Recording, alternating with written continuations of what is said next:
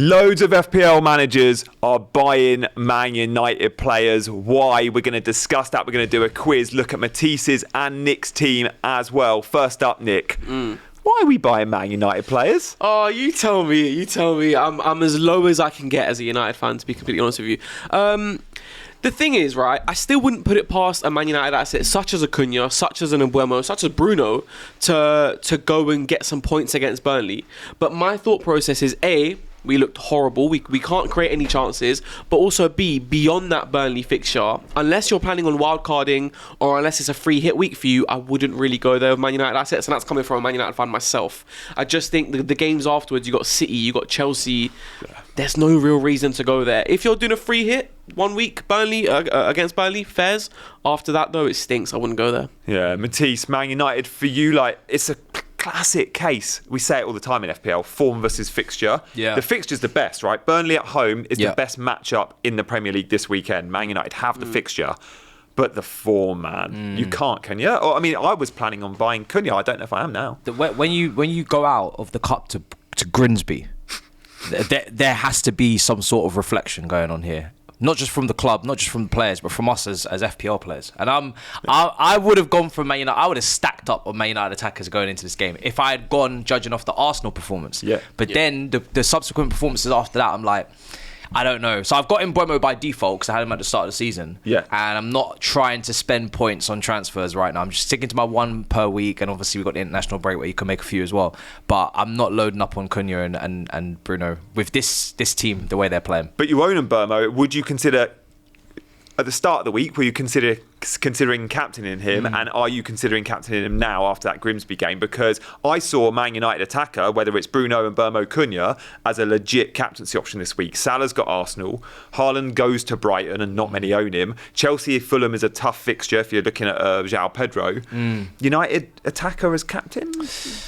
Nah, I'm honestly scarred from what I watched last night. Like I'm really questioning a lot of things about that team. I'm probably going to go with João Pedro again because he didn't let me down last week. Yeah. You know, Cole Palmer came off the team sheet with 5 minutes to go due to injury in the warm-up, and then I've got João Pedro as vice, and he goes and bangs in a goal and gets an assist. So I'll probably stick with him. And if Mbeumo gets me points, fantastic. But I'm not relying on him or Man United this weekend. It is a risk, yeah. I do think with João Pedro, listen, away to West Ham, on paper didn't seem like the very best fixture, but the way West Ham are playing at the moment, it ends up being a very, very good fixture for him. Fulham at home is going to be a little bit different. We said this before the show, they are defensively very good.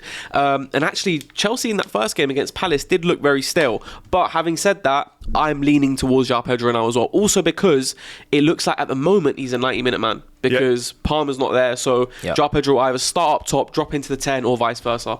So for me, it looks like João Pedro might be the outstanding candidate. And if Palmer is injured, yes, João Pedro probably on pens. You'd expect him to take it over the lap, I'd have thought. Think so, yeah. Let's rank the Man United attackers before we move on, though. Yes. Rank him 1 to 3. And Mbeumo, Cunha, Bruno. Nick, you first. I would go Cunha, Bruno, and Mbeumo.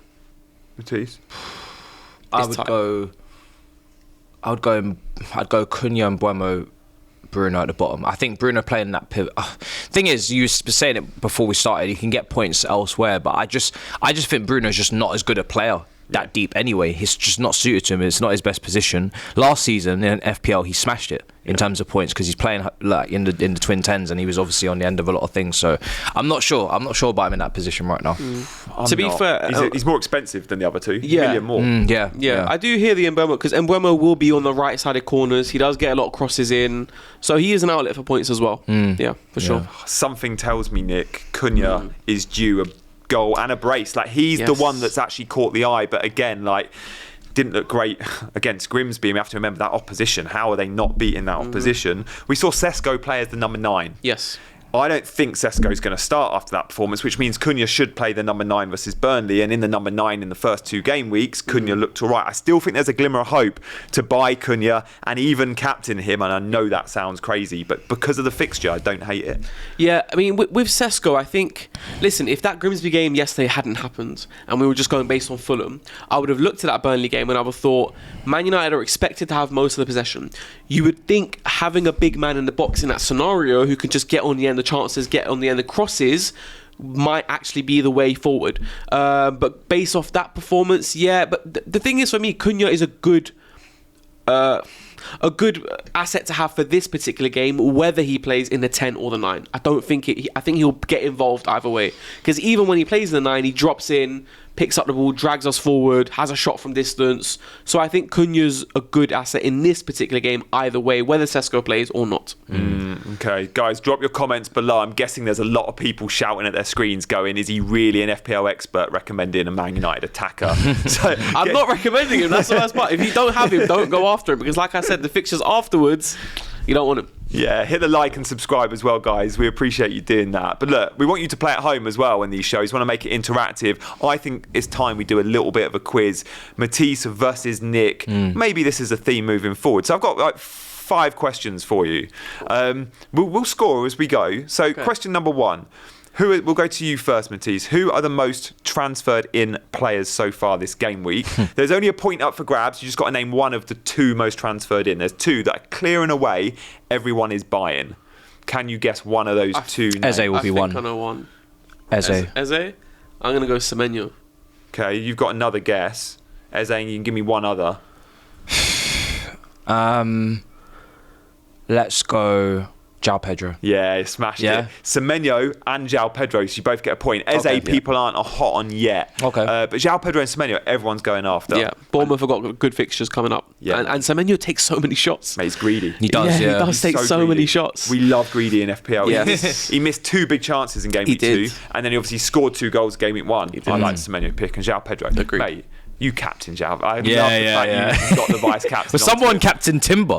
Yeah, insane. Triple captain him. Insane. It's mad. All right, who is the most sold player this game week? There's one answer here, and he's clear and away the most sold player in FPL. Any guesses? Cole Palmer? Matisse? The injury? Cole. He's injured, yeah, so that plays a part. I'm going to go Saka. It is Cole Palmer. Yeah, just so. on pure numbers because he was so highly owned. Yeah, I was going to say because he was much higher owned than Saka, I wasn't think he went into the start of the season as top 2, top 3 most highly owned player. Yeah. So Palmer, over 1.5 million managers have sold him. They see the flag and they're running.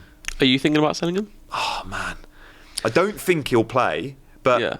Brentford, Man United after those 2, like the Chelsea fixtures are fine. Yeah. I kind of want him in my team long Yeah, term. my thought process is if I sell him after international break, am I going to want him again? Probably. So do I just play another defender for this week, get through it, and then have Palmer back? Although he hasn't looked amazing to start the season, so I'm a bit... Game week 6, Haaland's got Burnley at home. I know I want Haaland in game week 6. How do I get money for Haaland? Well, Palmer could be my cash cow. Would you consider selling him? I will wait to the international break, see if he's fit for the Brentford game. If his performances don't pick up in the next couple after that, then I might look at it. Yeah.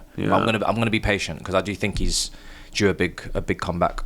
That Maresca press conference is going to be key this week because he might give an indication. Like, who knows? He could. At the moment, he's highly doubtful, but there's a glimmer of hope. We need training ground pictures, and we need press conference quotes. I don't know if we'll get them, but all right. Question number 3. I think it's 2-1 over here. I think it's 2-1 to Nick. So highest scoring forward in the game on total points so far. Matisse, you answer first this time. Which forward has the most points in FPL this season? So it's got to be a striker. This is a hard one. It's got to be a striker. Oh, that's difficult. We've seen a fair few get a couple of goals. Good guess. It's probably not Chris Wood. Haaland's got 2 from the first game week, and he would have got 3 bonus points based off that. Who else has been consistent? I'm gonna say no one else has been consistent over the 2 games. I'm gonna say Erling Haaland. Do you know what? Haaland's 4th. Richarlison's joint 2nd. Richarlison. But number one is Ekitike. Of course. 20. Well, to be fair, 2 goals and assist, is it? Yeah, I think so. 20 points, and he's had bonus points in there. So João Pedro and Richarlison are on 17 points, Haaland on 15, but Ekitike 20. And I said all pre-season, Ekitike is a massive rotation risk because if they sign Isak, but look, we knew the Isak transfer was never going to happen in the first few weeks. So fair play to owners because you've got Liverpool starting number 9 at 8.5 million, banging in the goals. And if Isak doesn't go, then he's almost a must-have, pretty much. He'll become the best player in the game in terms of value. But Isak probably is going, and don't buy a TK this week, guys. No. You need to buy a TK after that transfer window is closed. You need to know Isak's not coming. If you've got him, you're laughing. Yeah, you've had a good start, man. We'll see your team in a minute. Yeah, it's been a good game week. Yeah, TK, João Pedro captains, you're smashing it. All right, we're gonna move on. We've got 2 more questions. And let us know your score below as well. Still 2-1 to Nick. 5 defenders have clocked DEFCON points in both their 2 games this season. 5. You only got to guess 1. Can anyone... I'll give you a clue. That's centre-backs, as you would expect, maybe from less fashionable teams. But what centre-back has clocked DEFCON in both their games? So they've clocked 10 defensive contributions in Game Week 1 and Game Week 2. There's 5 of them. You just need 1 name each. Any guesses? Tarkowski. Milenkovic. Tarkowski over here. Milenkovic. No, Tarkowski, yes. Mate, smashed it. Mate, Tarkowski got his DEFCON points. Here we go. We've got him on screen. He got DEFCON in Game Week 2 on like the 60th minute. After an hour of football, he had already reached the threshold. He's in DEFCON beast. De Ligt, Lacroix, Vandenberg and Senesi have all got DEFCON in both those. Look, these additional 2 points are adding up. If Lacroix was a 4.5, he would be so highly owned. That it's just because the other Crystal Palace defenders are 4.5. Yeah. So you're more tempted to go for Chris them. Richards or even Gahey, isn't he 4.5 as well? Yeah, 4.5 as well. Which if he goes to Liverpool, then he's a very, very attractive asset as long as he's not rotation. Risk. Some of the 4.5 million guys like Joachim Anderson at Fulham, he picked up DEFCON versus United. He'll probably get it against Chelsea. Like, you feel like instead of a 2-point floor, there's a 4-point floor with these players now. It's changed the way we pick our players. Still adjusting to that rule myself, but you've got to start looking at the DEFCON guys. All right, name one of the 2 teams. It's 2-all. This is the final question. One of the 2 teams at the top of the fixture difficulty rater. So if you're looking over the next 5 game weeks, which team, you just need to give me 1 of 2 or 3 that have the best fixtures. Any idea? Who's got the best attacking fixtures, the easiest attacking fixtures over the next 5? So we should be looking at players from these clubs. You go first, Nick. This is a hard one. We'll go, Bournemouth. I'm going to go Chelsea. Oh, guys, they're good guesses. Do you know, Bournemouth's a 3rd and Chelsea a 4th. Spurs and Villa are top 2. Oh, really? But there's very little in it. So, guys, Spurs players, they've got Bournemouth, West Ham, Brighton, Wolves, Leeds. Villa, if you've got Ollie Watkins, I think you hold him. Yeah. Just because the fixtures, they play Sunderland and Burnley in their next 5, Villa. Wow. But seeing as Bournemouth were 3rd, Chelsea were 4th, going to say the winner this week by a margin. I think you get it, Nick. You know what? I'm a United fan, so I'll take the wins however they come. How do you feel about that? How are United fans feeling? Because it is dire, and how long has Amorim got? I don't think long. I mean, I think the fan base is quite divided, but I just don't see a way which Ruben Amorim makes this work. If that performance happened, or if that result happened, but I could see something in other performances, then I'd be like, okay, fine. But that Fulham performance deflated the life out of me, and then Grimsby after that. So that's where I'm at. Matisse, when you're looking at the worst Man United managers since Fergie, at the moment, in terms of like win rate and stuff, he's down there, Amorim. Like, Van Gaal weren't great, Ten Hag weren't great, David Moyes was a disaster, but actually, maybe the current guy. Yeah, and they won trophies as well. He is really rigid and stubborn with his system, and it's gonna get him sacked because you can't. I mean, his post-match interview said it all for me. Like, he's speaking the kind of words that Jose Mourinho spoke after Leicester when he felt betrayed, and starting to go at the players, and you can't change 22 players. Yeah, we know what happens next. So look, it's a tough club to manage right now. It's really difficult. It's the toughest job in the world right now, football, but they're such a big club. Everyone's always going to go and try and see if they can change their fortunes, but it is difficult. And I feel like they've pigeonholed themselves with their signings up front, because really Bruno should be playing in the twin 10s. Kobe Mainoo is probably a twin 10 guy, and so is Mason Mount. They've got a situation now where they're just like literally just pushed everyone to the attack. Yeah. So's Cunha, and Mbeumo's like a wide forward, but they don't play with them. They play with wing backs, and you won't change the wing back system. Yeah. And Sesko took the 10th penalty. What's that about? Like, Sesko's penalty record's all right. He's the big money signing up top, and he's on every other outfield player. Takes a pen before. Crazy. The only thing I'll say with that is I wonder if someone like a Bruno kind of understood the situation, understood the ramifications if he misses. Yeah, okay. And then pushed him further down the line. But yeah, I would have. If you're a striker, you're a £70 million striker, you should be taking a penalty before the likes of Harry Maguire, etc. Yeah, absolutely. Stepping up. I remember the Chelsea Champions League in Moscow when Anelka wasn't one of the 5. I was like, that's not good. If your striker doesn't want to be one of the 5, and then Anelka went and missed before. Yeah. The John Terry miss, we won't talk about that. Right, let's see our teams. Matisse, we've got to see yours first because you're flying this season. I think how many points did you get last time out? 62 points on a 51 average in last game week, so I'm very happy with that. It's weird because it's coming in spades with the points. A few players are picking up loads, like Ekitike, João Pedro picked up 30 points being captain and getting a goal and an assist, I believe. Gabriel got 6, Petrovic got 6. And then I got stragglers. I've got out Norris, Reece James didn't start, Cherky, and Florian Wirtz as well. So Beto, I don't know why I had him in there. He didn't even start. He scored last night for Everton, I think. Yeah, he didn't start. Barry started. So I've got a lot of improvements to make, but we're still getting the points over the line, so I'm happy with the total. Yeah, and where are you going with your team this week? Like, have you made a move? Are you looking to make a move? Obviously, Cole Palmer, you're likely to keep him. Yeah, I've got him on the bench. I've got Dorgu coming in purely because he's so cheap and he's playing wing back for Man United. He gets really far forward, so you can't really get anyone cheaper than 4.5 million starting as well. He got hooked last night at half time. Yeah, and also they could concede goals as well, so it might not be the smartest move, but it's one of those players that I'm probably going to have on the bench more often than not anyway, and he's just kind of there just to make up the numbers with the cheap price.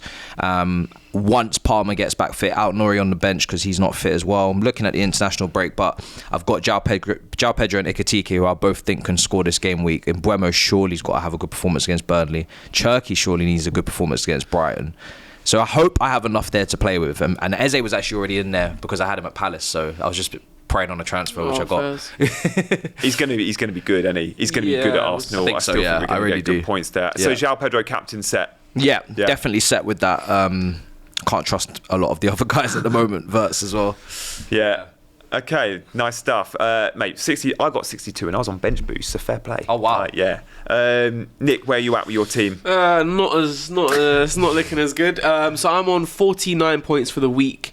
Salah thankfully came through again right at the end with the assist. I wanted more, I needed more from him, but at least he did get the assist right at the end, so fair enough. At least he got something. Got lucky there though, didn't we? Yeah, he did. Yeah. The Villa assets are killing me and have been killing me for the last 2. I mean, the how's first... your Matty Cash transfer payoff?